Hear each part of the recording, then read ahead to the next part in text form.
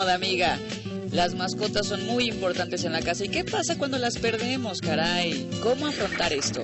Son un miembro más de la familia, Carlita, y sí, es un tema súper interesante, pero antes les quiero decir algo, que ya tenemos a la primera ganadora, Brenda Rodríguez, de Tlajomulco de Zúñiga, Jalisco. Ya le atinó, no les puedo decir, pero ya le atinó y se lleva su kit. Así que muchísimas felicidades y sigan hablando, al ratito les cuento. ¡Bravo! Y bueno, me da mucho gusto recibir a Fraga Hostos, que ya nos ha acompañado otras veces.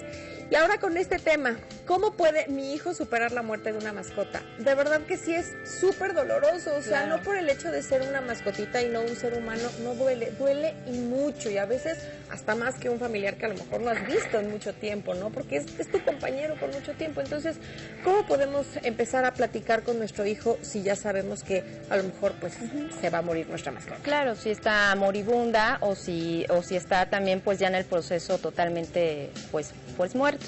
Aquí es muy como grato poder en primera estar de nuevo con ustedes y sobre todo tener totalmente, ser honestos, ser sinceros con tu hijo, tu hija.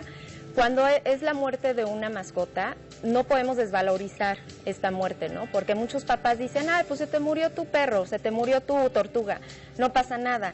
Por supuesto que pasa, un duelo duele. Entonces hay que acompañar a tu hijo en el proceso de la muerte de su mascota.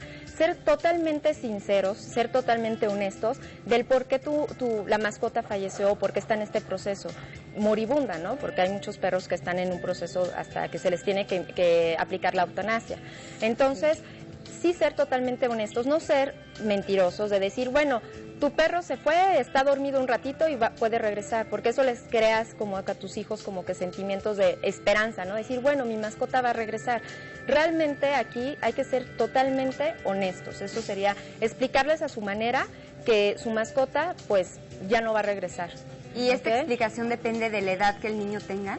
También implica sus edades. Hay edades en donde todavía los niños no tienen concebidos se le podría decir, las etapas de la muerte. Por ejemplo, un niño de 3 a 5 años todavía no tiene este concepto de la muerte y puede ser, él piensa que es temporal, que va a regresar.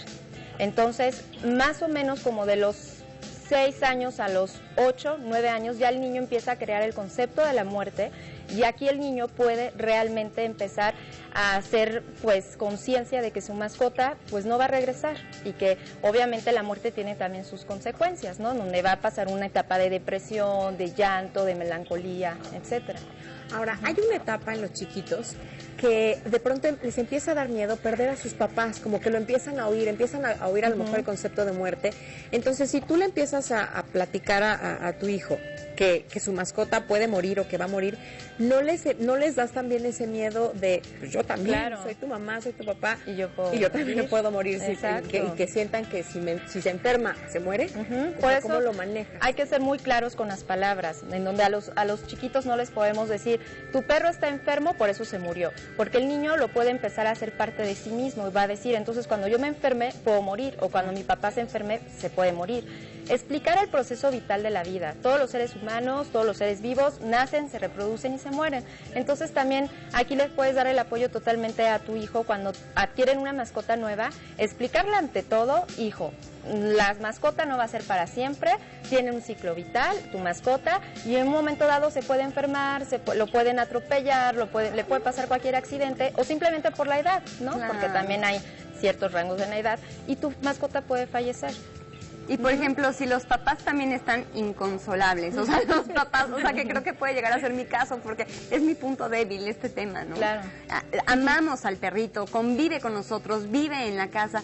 ¿Cómo nosotros poder canalizar este sentimiento con ellos? No podemos ponernos a llorar junto con él, ¿o sí? No.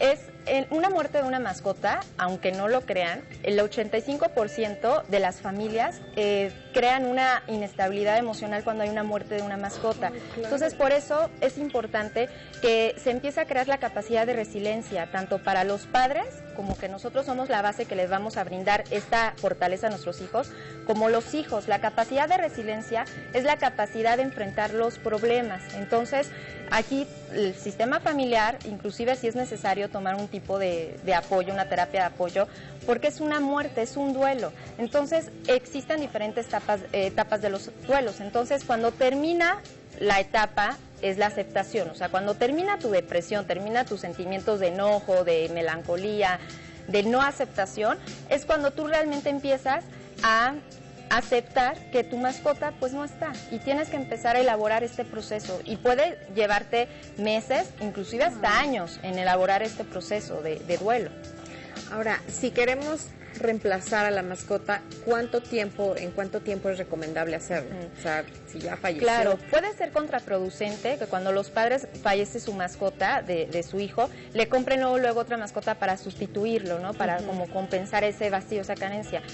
Sí es recomendable que dejen que su hijo viva su proceso. El duelo va a ser como que muy intenso al principio, pero una vez que su hijo ya empieza a tener la aceptación de la muerte de su mascota, puede llegar una nueva mascota a sustituirlo, porque el niño ya va a estar fortalecido, ya va a tener la capacidad de amor, de fortaleza para poder apapachar a su nueva mascota. Y por ejemplo, si lo están viendo morir los papás y todo, alejar al niño en ese momento, para que el niño tampoco vea sufrir a su mascota. Que no la vea sufrir, pero que sí se despida. Eso es Le importante. puede hacer una cartita, pueden hacer un ritual en donde puedan poner sus cenizas, el cuerpecito, etcétera, donde el niño pueda expresar sus sentimientos Qué de tema llanto. tan difícil, ¿verdad? Claro. Pero qué importante. Gracias Claro. por acompañarnos y hay que Gracias a ustedes. extenderlos. Claro. Hay que hacer una sesión más de esto. Gracias. Gracias Ahora a vamos con ustedes. Víctor Segarra.